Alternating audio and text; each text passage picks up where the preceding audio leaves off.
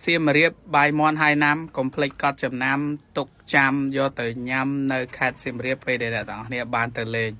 នេះជាបាយមន់ហើយណាំដែលគាត់លក់ជាង10ឆ្នាំហើយគាត់ល្បីនៅតំបន់សៀមរាបមែនទែនសម្រាប់អ្នកនៅសៀមរាបគេចូលចិត្តខ្ចប់បាយនៅកន្លែងគាត់យកទៅញ៉ាំនៅកន្លែងធ្វើការ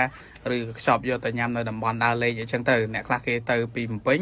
ទៅដល់គឺគេចូលខ្ចប់បាយមន់ហើយណាំគាត់ក្រោកពីតើពេលព្រឹកមកខ្ចប់បាយមន់ហើយណាំគាត់យកទៅញ៉ាំតាមតំបន់ប្រាសាទអីចឹងទៅអញ្ចឹងអ្នកទាំងអស់គ្នាអាច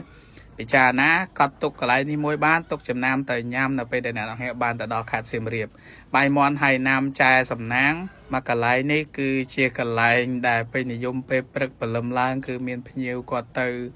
ញ៉ាំនៅកន្លែងគាត់ហើយជាទូទៅគឺចំណុចពិសេសគាត់គឺទឹកស៊ុបជាមួយនឹងប្រភេទមាន់ស្ងោររបស់គាត់ហើយនឹងបាយគាត់អញ្ចឹងបាយគាត់គឺគាត់ដាំជាមួយនឹងទឹកមាន់ដែលគាត់ដាក់ទៅដើម្បីឲ្យបាយគាត់ទន់ល្អអញ្ចឹងនេះជាចំណុចតិច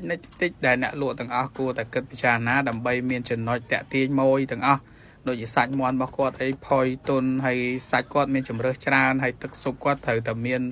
ជាឆ្អឹងស៊ុបឬក៏ឈាមឬក៏បន្លែបន្តិចដើម្បីដាក់ឲ្យម៉ួយហត់ទឹកស៊ុបដើម្បីលេបបាយទៅវារៀងមិនតឹងពងកអញ្ចឹងណាអ្នកទាំងអស់គ្នាហើយទឹកស៊ុបគាត់គឺទឹកស៊ុបមាន់ទឹកស៊ុបង៉ាំង៉ូវអ្នកទាំងអស់គ្នាអញ្ចឹងញ៉ាំទៅជូរជ្រះនិយាយទៅគឺធ្វើឲ្យយើងញ៉ាំបាយពេលព្រឹកទៅវាមិនពិបាកលេបទេហើយនេះបាយសាច់មាន់គាត់ទំនងមែនតើអ្នកទាំងអស់គ្នាគ្រាន់តែឃើញគឺស្រក់ទឹកមាត់តែម្ដងជាមួយនឹងមាន់ចៀនក៏មានគ្រឿងក្នុងក៏មានអ្នកទាំងអស់គ្នាដាក់ជាមួយទឹកជ្រលក់ខ្ញុំតែងតែលាយជាមួយទឹកម្ទេសបន្តិចព្រោះដោយសារខ្ញុំអ្នកបាត់ដបងអញ្ចឹងខ្ញុំតែងតែយកទឹកត្រីដែលគាត់លាយហ្នឹងដាក់ជាមួយទឹកម្ទេសតិចដាក់ម្ទេសឆាតិចមកហើយហត់ទឹកស៊ុបមួយម៉ាត់មកគឺដឹងថាជាតិតែម្ដងអ្នកទាំងអស់គ្នាហើយទឹកសណ្ដែកនៅកន្លែងគាត់ក៏ប្រចាំកន្លែងគាត់ដែរគាត់ធ្វើខ្លួនឯងលក់អញ្ចឹងអ្នកទាំងអស់គ្នាអាចសាកបានភ្លក់បានហើយកុំភ្លេចខ្ចប់បាយពីកន្លែងគាត់ហើយកន្លែងគាត់ក៏មិនមែនមានតែបាយដែរព្រោះដោយសារបាយខ្ចប់គាត់នេះមួយថ្ងៃក្រុមហ៊ុនកន្លែងធ្វើការគេខ្ចប់ច្រើនមែនតើពេលដែលខ្ញុំទៅនេះគឺគេកំងគាត់10 20ប្រអប់ម្នាក់10 20ប្រអប់តែម្ដងព្រឹកព្រលឹមឡើងគឺម៉ោង7ខ្ញុំទៅដល់ថ្ងៃហ្នឹងមេឃកំពុងតែភ្លៀងបាយកាន់តែតំណងមើលទៅគួរឲ្យចង់ញ៉ាំមែនតើអញ្ចឹងសម្រាប់អ្នកទាំងអស់គ្នាមិនថាអ្នកនៅសៀមរាបឬក៏អ្នកនៅភ្នំពេញដែរបើថាអត់ទាន់បានស្គាល់កន្លែងគាត់កុំភ្លេចជួយណូតកន្លែងគាត់មួយផងព្រោះដោយសារនេះជាបាយមន់ហើយណាំប្រចាំតំបន់អង្គរហើយខេត្តសៀមរាបគឺនៅកន្លែងគាត់នេះគឺខ្ញុំឃើញគាត់លក់ផ្ដោតទៅលើបាយមន់ហើយណាំអញ្ចឹងអ្នកទាំងអស់គ្នាដែលចូលចិត្តបាយមន់ស្ងោរ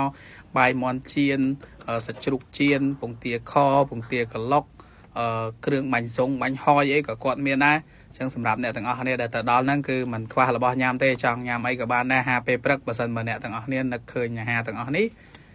អាចបើកលើ Facebook page ទៅវាយអ៊ីតាមីហើយវាយអសដកឃ្លាវាយបាយមន់ហើយណាំសៀមរាបមកគឺដឹងតែចេញហើយបាយមន់ហើយណាំចែសំណាងអញ្ចឹងកន្លែងគាត់គឺនេះ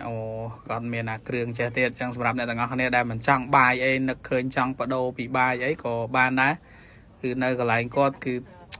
បន្ទាប់ផ្សំឲ្យអ្នកទាំងអស់គ្នាអាចញ៉ាំបានកុំឲ្យទៅលាន់ដដែលពេកអញ្ចឹងណាអញ្ចឹងនេះស្រោចទឹកត្រីខ្ញុំចូលចិត្តដាក់ម្ទេសអញ្ចឹងហើយស្រោចទឹកត្រីពីលើមកដើម្បីឲ្យម្ទេសវាអាលាយពេញសពណាអ្នកនរគ្នានឹងជាតតិចញ៉ាំរបស់ខ្ញុំមួយដែលធ្វើឲ្យខ្ញុំញ៉ាំទៅវាហឹលគ្រប់ម៉ាត់ហើយហឹលមកល្មមដែលយើងញ៉ាំបានតានីឲ្យអ្នកទាំងអស់គ្នាស្រក់ទឹកមាត់ពេលយប់អញ្ចឹងណាអញ្ចឹងសម្រាប់យប់ហ្នឹងគឺសម្រាប់ទឹកមាត់អ្នកទាំងអស់គ្នាត្រឹមប៉ុណ្្នឹងចុះពីខ្ញុំហាងបាយចែសំណាងបាយបាយ